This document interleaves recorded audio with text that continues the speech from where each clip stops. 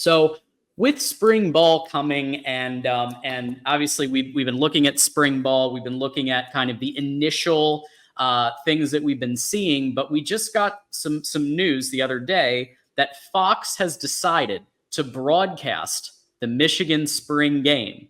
We remember all those years of having to find a premium subscription on like MGO, whatever, or like having to get a YouTube TV, or something like that.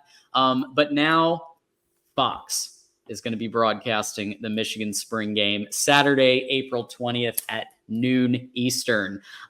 Why do you think that happened? And what should we be looking out for?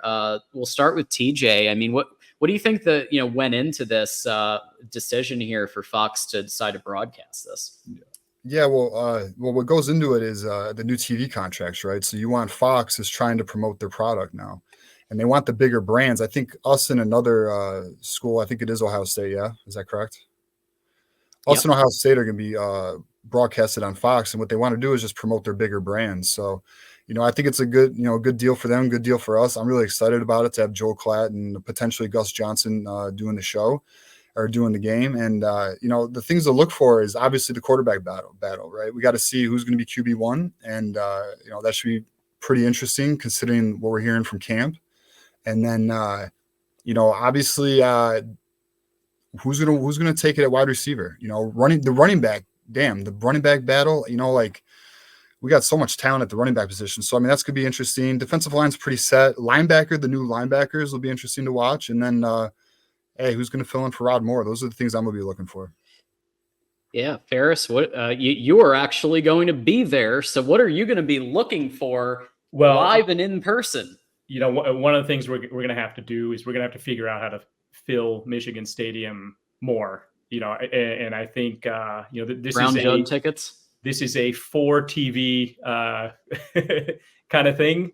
Mm-hmm. So it would be a little sad if there's some empty seats, especially if there are fewer empty seats in Ohio Stadium. So, I'd be looking for that. Now, in terms of number ones and number twos, we'll see how they mix things up. There is a kind of a political aspect to this as well, because you kind of want everyone to think they're number ones, right? So you want both quarterbacks, assuming it's Denegal and Orji, let's say those are the two that are trying to get quarterback one. I would think you would want both of those quarterbacks thinking that they've either got the job or they're being treated very fairly, so they don't leave, soon afterwards. So I look for this to be a little bit of a mix where it'll be a little bit of it might be a little bit confusing to know who the number ones are versus the twos.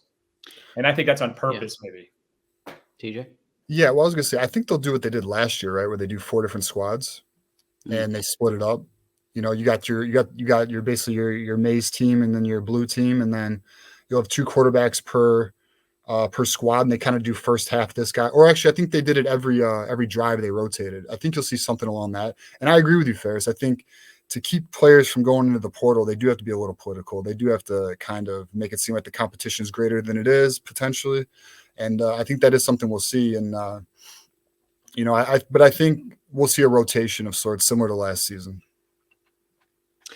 So in a couple of the spring games, if I recall, the starting, when there was a definitive QB1, maybe they wore a different colored jersey and they would maybe either go back and forth, or in JJ's case, just had the one team that they were on. With this being a legitimate quarterback battle, will we see Alex Orji take primary reps on one team, and then who could we see, on the other kind of team taking a lot of the reps? TJ? Yeah. So obviously it'll be Orji, Denegal, Davis Warren. Jack Tunnel's injured, so you won't probably see him doing too many reps there. And then obviously Jaden Davis, who there's a lot of praise going on right now with the spring ball. So I would suspect those 4, but it'll probably be mostly a Denegal Warren battle, considering that Tuttle's injured. So I think that's kind of the rotation.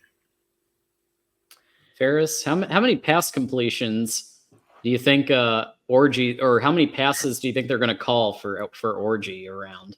Okay, so I'm going to state this. I've stated this many times in chat. I believe that Alex Orgy can complete a forward pass. So, Okay. I believe that. Yeah. I think He it can did. happen. He did it Twice. in last spring game, but can he actually Twice. do it in a real game? I believe that he can. So,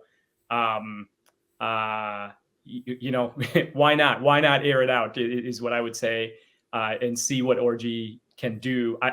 In my, I'll talk about it in a few minutes, but in my view, Alex Orgy, even if it's a very run heavy offense, he needs to throw the ball. He needs to try to get a pass interference. I mean, I'm talking about in real games.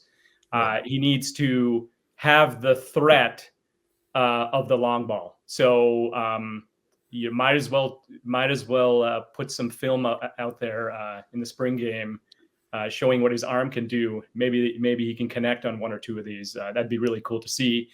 But do not discount Denegal. And I know there's a lot of Orgy, conversation about Orgy being the number one. I'd be interested to hear your opinion about that. It seems like Denegal is kind of getting lost in the mix here, so to speak. He did come in a couple games. He was, I think he was like 4 out of 5 passing for the year. Pretty low sample size, but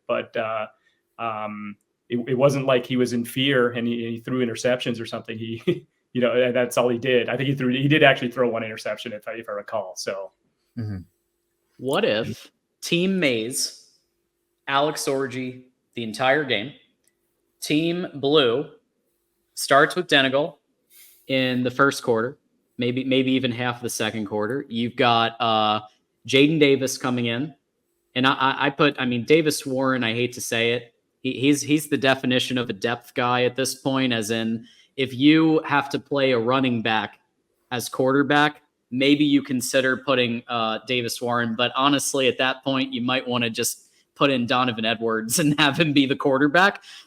So I think it could go. What do you think about this, guys? Denegal, then Jaden Davis, and then that means also Channing Goodwin, put him on the blue team as well, because then we will get to see that Providence Day Jaden Davis to Channing Goodwin connection in the spring game, and we could see if against the Michigan defense, which may be one of the toughest defenses Michigan faces until late, fairly late in the season. Could that be a one way that they look at it? Could we see Jaden Davis connecting with Channing Goodwin, TJ? I think it's possible, but remember, they do a draft, right? So they draft the teams. So unless whoever is the GM of the team, then they might do it though. They might want to see that connection happen, because I'm sure Channing Goodwin would be one of the lower on the pecking order of draft picks. So, I just think you're going to see all the quarterbacks. I don't think they're going to give Orgy full run in the first half. I don't think they will. Maybe they will. Maybe I'll be surprised. But I just think you're going to see something similar to last year, where they rotate the guys every series. And, we'll just have to see what teams get drafted and where people go.